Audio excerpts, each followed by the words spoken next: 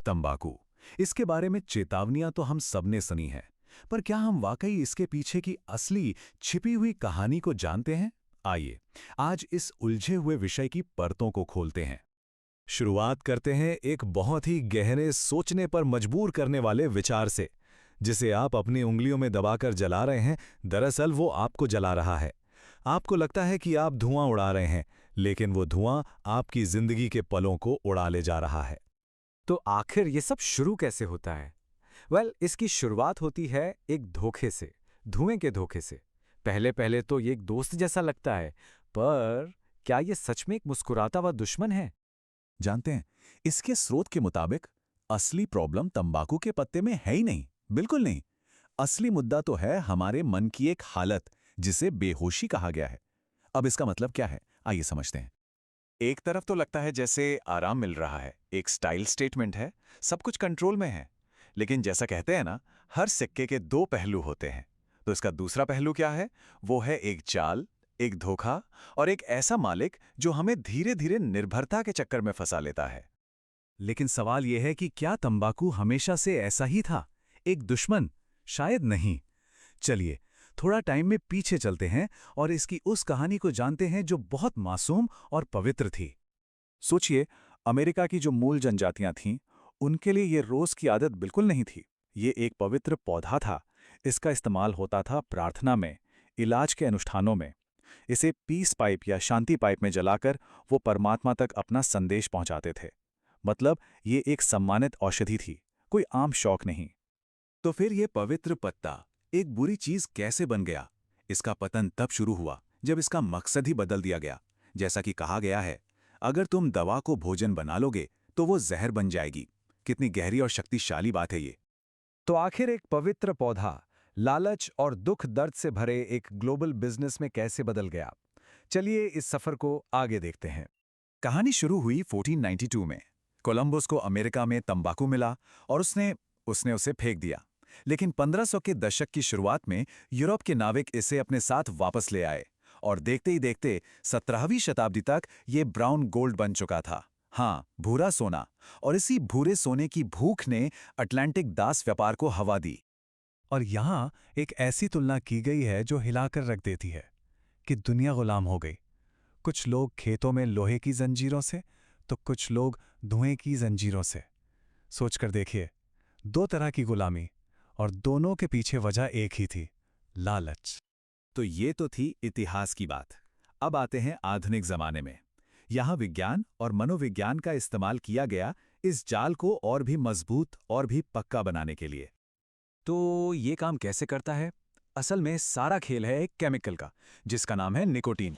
ये एक धोखेबाज केमिकल है। ये सीधे हमारे दिमाग के सुख केंद्र, यानी जहां से खुशी महसूस होती है, डोपामीन, उसे हाईजैक कर लेता है और हमें खुशी का एक झूठा, एक उधार का एहसास मिलता है। इसे समझाने के लिए एक बहुत अच्छी मिसाल दी गई है, तंग जूते की। जरा सोचिए, जब शरीर में निकोटीन का स्तर गिरता है तो बेचैनी और चिड़चिड़ होती है। ये है तंग जूता पहनना।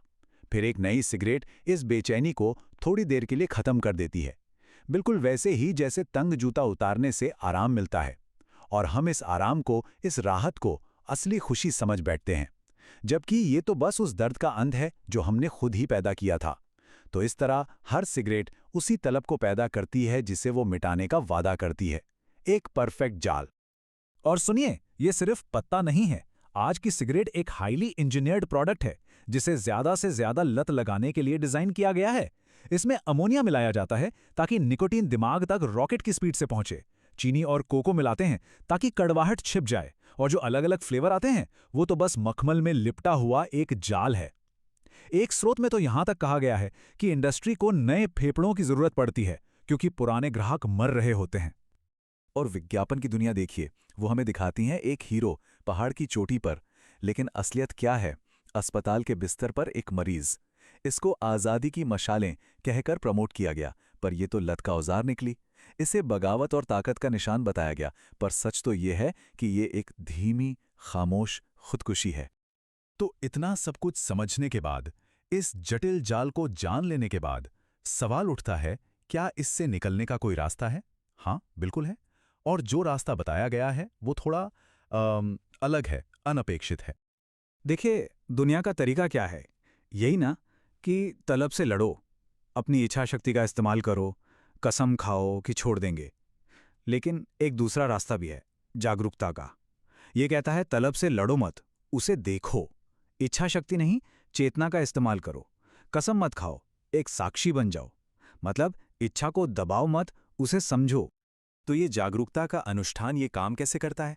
जब तलब उठे, रिएक्ट मत कीजिए, बस उस एहसास को देखिए। फिर सिगरेट को बहुत धीरे धीरे पूरे होश के साथ उठाइए, जैसे ये कोई पवित्र काम हो। अपनी सारी इंद्रियों को जोड़िए, उसकी बनावट, उसकी गंध महसूस कीजिए। फिर आंखें बंद करके उस धुएं को महसूस कीजिए। जो जलन है, जो घुटन है, उसे महसूस कीजिए।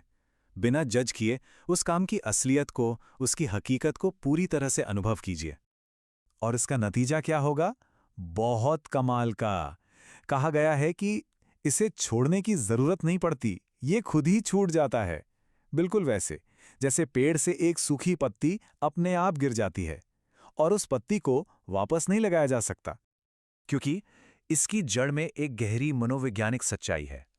अक्सर धूम्रपान हमारी भावनाओं से, हमारी फीलिंग से भागने का एक पर्दा होता है, चाहे वो गुस्सा हो, उदासी हो, बोरियत हो या अंदर का खालीपन। और अब एक सबसे हैरान करने वाली बात। वैज्ञानिक कहते हैं कि निकोटीन शरीर से सिर्फ 3 दिन में निकल जाता है। हाँ, सिर्फ 3 दिन। उसके बाद जो बचता है वो शारीरिक नहीं, वो पूरी तरह से एक मानसिक गुलामी है। तो आखिर में सवाल हम सबके सामने है, धुएं की गुलामी या जागरूकता की आज़ादी? चुनना क्या है? ये फैसला और इसका जवाब हमारे ही अंदर है।